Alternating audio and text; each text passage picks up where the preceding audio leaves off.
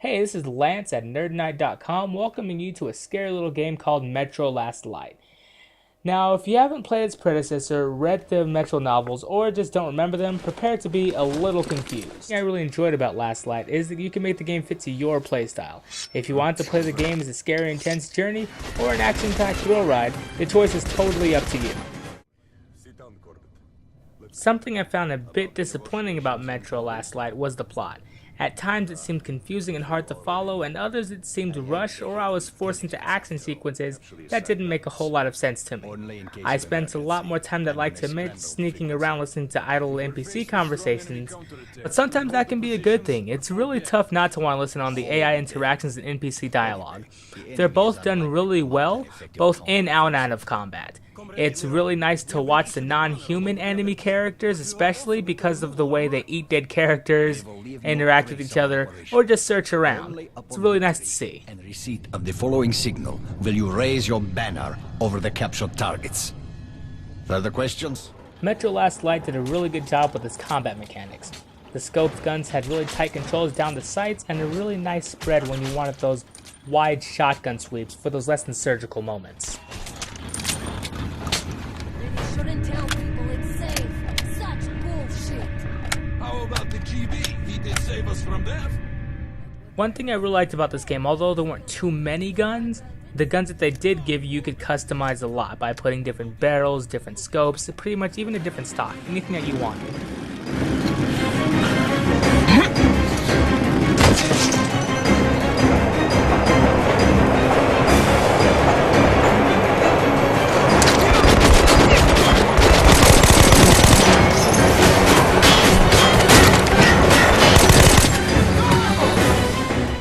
For my playthrough, the action sequences in Metro were a bit spontaneous. They still stayed really fun. I played the game in a more stealthy fashion than I normally would a typical shooter such as Halo, Gears of War, etc. So they did take me by surprise. And even if I didn't get instant gratification for my moral actions in the game, it was still really nice to see that those were choices I could make. The choices whether to sneak around, kill, or knock out my enemies, it was really nice to see that I could do that. As goofy as that sounds, I felt like a better person.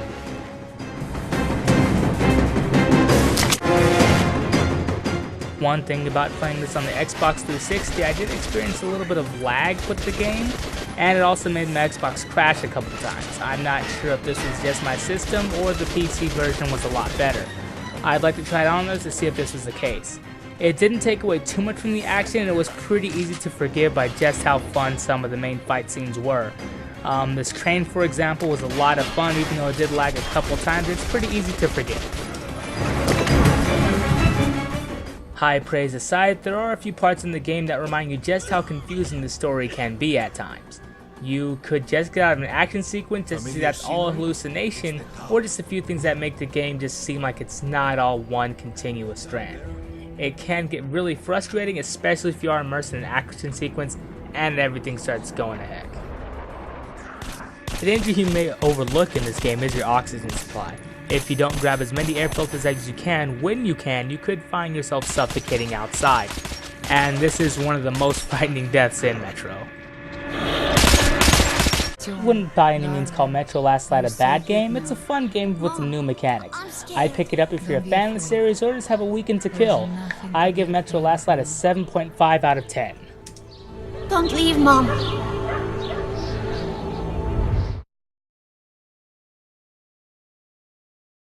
So I pick up Metro Last Light if you do want a cool game to go through for a little while. Graphics and story did hurt a little bit, but the game really shined at gameplay, audio, and if you can find that at the right place, I'd even say value.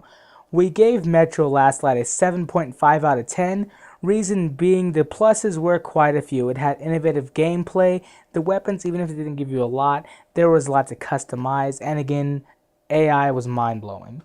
The slights to the game, no multiplayer. With this sort of game, with this sort of guns, you do want something like that to go up against your friend with. And the story did seem, confusing at times. Pick up Metro Last Light if you can at a lower price than $50. But perhaps it's not the end of the line for you. I hope.